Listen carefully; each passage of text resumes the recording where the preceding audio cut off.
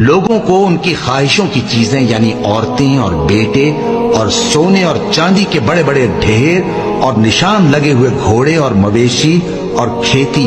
بڑی زینت دار معلوم ہوتی ہیں، مگر یہ سب دنیا ہی کی زندگی کے سامان ہیں اور اللہ کے پاس بہت اچھا ٹھکانہ ہے۔ اے پیغمبر ان سے کہو کہ بھلا میں تم کو ایسی چیز بتاؤں جو ان چیزوں سے کہیں اچھی ہو؟ سنو، جو لوگ پرہیزگار ہیں ان کے لیے اللہ کے ہاں باغات بہشت ہیں جن کے نیچے نہریں بہ رہی ہیں، ان میں وہ ہمیشہ رہیں گے، اور پاکیزہ بیویاں ہیں، اور سب سے بڑھ کر اللہ کی خوشنودی۔ اور اللہ اپنے سب بندوں کو دیکھ رہا ہے جو اللہ سے التجا کرتے ہیں کہ اے پروردگار، ہم ایمان لے آئے سو ہم کو ہمارے گناہ معاف فرما اور ہم کو دوزخ کے عذاب سے محفوظ رکھ۔ یہ وہ لوگ ہیں جو مشکلات میں صبر کرتے اور سچ بولتے اور عبادت میں لگے رہتے اور نیکی میں خرچ کرتے اور اوقات سحر میں گناہوں کی معافی مانگا کرتے ہیں۔